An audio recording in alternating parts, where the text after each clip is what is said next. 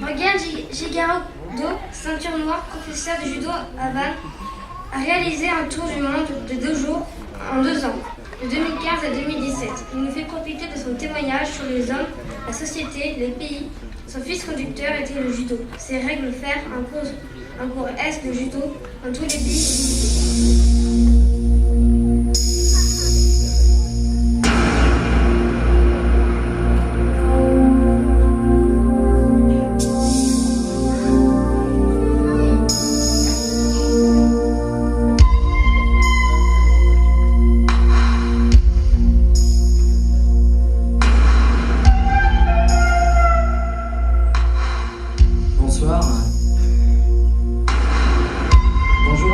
Je m'appelle Morgan Girardot et la personne que vous voyez sur l'écran aujourd'hui, effectivement c'est moi, avec mon sac à dos que je dépose aujourd'hui ici. À un moment donné, il fallait bien le poser, ce sac à dos. Comme vous pouvez le voir, il a quelques écussons. Il est allé dans quelques pays. Je suis parti le 14 septembre 2015 avec ce sac à dos en stop de Vannes et 41 pays plus tard, 132 606 km, ce qui fait à peu près 3 fois et demi le tour de la Terre, 121 clubs de judo et plus de 10 000 judokas rencontrés. J'ai décidé de poser mon sac à dos ici, à Brest même comme on dit. Le bout du bout, parce qu'il fallait bien le poser à un moment donné. 2 ans de voyage, 2 ans de rencontre, 2 ans de partage, avec comme fil conducteur la passion du judo. J'ai eu ce rêve en 1996, lorsque j'ai eu ma ceinture noire. Je me disais, et pourquoi pas? Pourquoi pas voyager, découvrir le monde, avec comme ligne, comme fil conducteur, la pratique du judo à travers le monde. Rencontrer d'autres cultures, d'autres personnes, d'autres judokas et prendre plaisir. Prendre plaisir à partager le judo avec elle, avec lui, qui ouvre la porte de sa culture, qui ouvre la porte de son pays, de son dojo, de sa maison, de son cœur également. 41 pays et autant d'expérience, autant de richesse.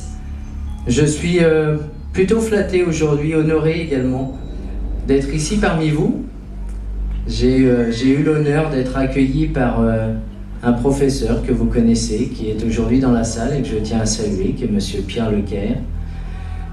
Merci de m'avoir accueilli. J'ai eu la chance de pénétrer différents dojos. J'ai eu la chance de vivre des expériences extraordinaires.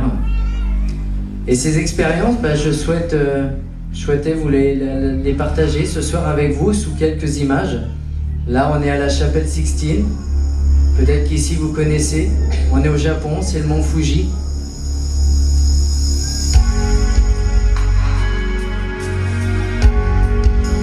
Là, peut-être certaines personnes devinent que je suis en Australie avec un aborigène.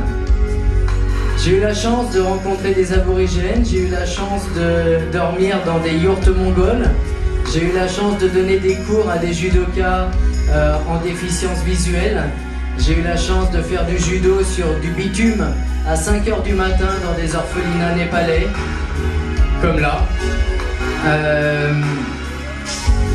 Des personnes qui n'ont rien et qui connaissent la valeur de tout. Parfois en France, on connaît le prix de tout et la valeur de rien. Dans certains pays, on a plutôt tendance à connaître la valeur de tout et le prix de rien. C'est ce qui fait parfois la différence entre une culture et une autre. Alors j'en ai profité également pour visiter. Certaines personnes connaissent peut-être ici où je suis, le Taj Mahal. Et tout ça avec ce partage d'un code moral, le code moral que j'ai pu partager avec l'ensemble des judokas rencontrés. Voilà, je vous remercie de votre attention.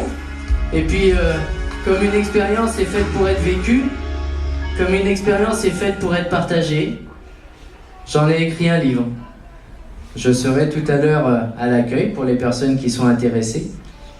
Et puis, un sac à dos ne doit pas pouvoir rester comme ça longtemps sur le sol. Donc, une fois être arrivé au bout du bout, il y a deux solutions, soit on y reste, soit je vous remercie, je vous dis à très bientôt.